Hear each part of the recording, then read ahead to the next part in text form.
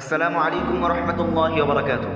প্রিয় ভাই বোনেরা, আজকে আমরা যে বিষয়টা নিয়ে আলোচনা করব সেটি হলো কেন নারীরা জাহান্নামে যাবে। নবী করিম সাল্লাল্লাহু আলাইহি ওয়াসাল্লাম নারীদের জাহান্নামী হওয়ার বেশ কিছু কারণ বিভিন্ন হাদিসে বর্ণনা করেছেন। রাসূলুল্লাহ সাল্লাল্লাহু আলাইহি ওয়াসাল্লাম বলেছেন, এক শ্রেণীর নারীর দল যারা কাপড় পরিধান করবে কিন্তু তারা উলঙ্গ গণ্য হবে, কারণ তারা এমনভাবে কাপড় পরবে যার কারণে শরীরের বিভিন্ন অংশ বোঝা যায়। এসব নারী নিজেরা অন্যদের প্রতি আকৃষ্ট হয় এবং অন্যদেরকেও নিজেদের প্রতি আকৃষ্ট করে। তারা তাদের মাথার খোপা উটের কুচের মতো উঁচু করে রাখে। এসব নারীরা জান্নাতে তো যাবেই না, জান্নাতের সুগন্ধ পাবে না। অথচ জান্নাতের সুগন্ধ এত এত দূরবর্তী স্থান থেকেও পাওয়া যাবে, কিন্তু ওই নারী জান্নাতের সুগন্ধ পাবে না। সহিহ মুসলিম শরীফ। অর্থাৎ নারীদের অপরাধেই জন্যই তারা জাহান্নামে যাবে। বর্তমান সময়ে আধুনিক উগ্র নারীদের চলচলন চলাফেরা আর পর্দাহীনতার অবাধ প্রতিযোগিতা দেখলে 1400 বছর আগে বর্ণিত সেই হাদিসের সত্যতা দিনের আলোর মতন ফুটে ওঠে।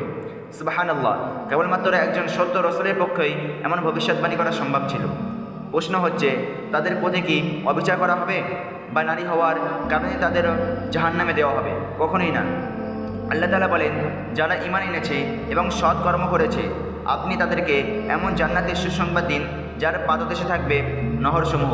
আল্লাহ তাআলা আরও বলেন, অবশ্যই মুসলমান পুরুষ ও মুসলমান নারী এদের জন্য আল্লাহ রেখেছেন ক্ষমা ও মহাপ্রতিদান।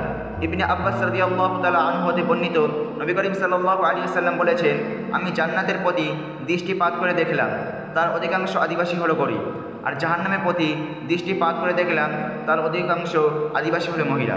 তিরমিজি শরীফ। নবী করিম সাল্লাল্লাহু আলাইহি ওয়াসাল্লাম আরও বলেছেন, কিয়ামতের আলামত হচ্ছে মহিলার সংখ্যা বৃদ্ধি পাবে এবং পুরুষের সংখ্যা কমে যাবে। এমনকি 50 জন মহিলার বিপরীতে থাকবে একজন পুরুষ। বুখারী শরীফ। নবী করিম সাল্লাল্লাহু আলাইহি ওয়াসাল্লাম নারীদের জাহান্নামে থেকে বাঁচার একটি সহজ পথ বলে দিয়েছে।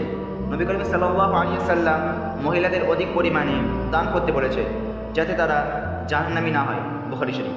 তো প্রিয় ভাই বোনেরা, এই ছিল আজকে আমাদের আলোচনার বিষয়বস্তু। ভিডিওটি ভালো লাগলে লাইক করুন এবং বেশি বেশি শেয়ার করুন। আল্লাহ তাআলা আমাদের সবাইকে শোনার থেকে বলার থেকে বেশি বেশি আমল করার তৌফিক দান করুন। আমিন।